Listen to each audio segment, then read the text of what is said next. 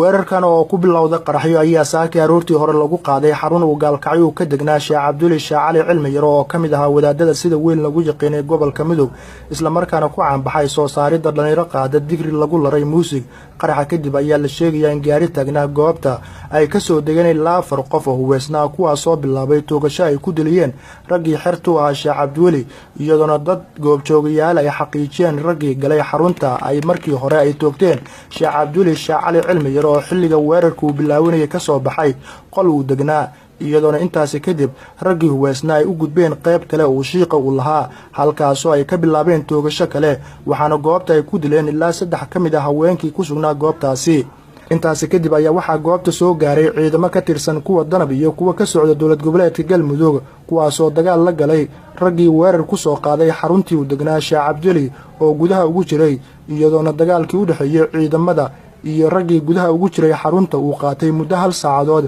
kadib markii saraakiisha ay sheegeen in la toogtay 3 kamid ah raggii gudaha ku jiray isla markaana ay gacanta ay ku dhigeen mid kale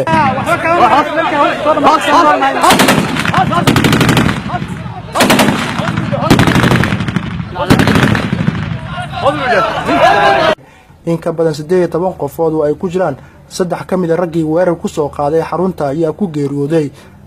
weerarkii maanta ka dhacay xarunta uu degnaa Sheekh Cabdulle iyadoona ay ku dhaawacmeen inta ka badan Cabdicasiis Cabdullaahi oo ah taliyaha ciidamada danab ee Galmudug ayaa sheegay mid kamid ah raggii weerar ku soo qaaday xarunta ay gacanta ay ku dhigeen ciidamada waxa halkan ka dhacay saakay ismiidaamin qarax aad iyo aad dad shacab la beegsaday waxa bilowday saakay waxay qarax sameeyeen talada sharwadayaasha ahay markay ahayd saacada 12kii subaxnimo hadda oo aan joogno 2 saac iyo bar ayaan soo afjarnay dhimashadooda hadda inta aan aragno on xaqiijinay waa 4 in ka badanna in jirto waa macquul laakiin wali meelihii dagaalku aan kula galnay maan ka raadinaynaa aad iyo aad baan maartay uga xunnahay in dad shacab ah oo degan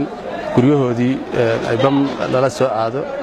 taasna ciidanka u taagan mar walba inay shaqo ka qabtaan hadii la joogo degmooyinka ama caasimadda waxaan aad iyo aad ugu mahadcelinayaa ciidamada xoogga dalka Soomaaliya gaar ahaan ciidanka danab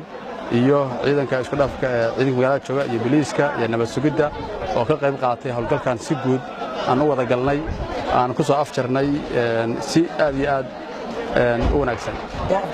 hal nin oo u dambeeyo dhaawac ah ayaanu haynaa hadda inuu dhintana macquul weeye laakiin hadda waa noli wasaaraha shacabka ka tiintay oo doctor koob sax ma hayno laakiin maybe la 9 qof 8 qof oo nolol sheegaya sidoo kale nin shacab ayaa ku geeriyooday qarax ku xirnaa gaari nooha oo ninka ku geeriyooday uu ka watay halka uu weerarku ka bilowday iyadoona gaariga uu kula qarxay gudaha magaalada mana jiraan khasaare kale oo ka dhashay qaraxaasi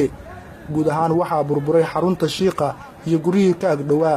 liban cajiib xaaji TV Universal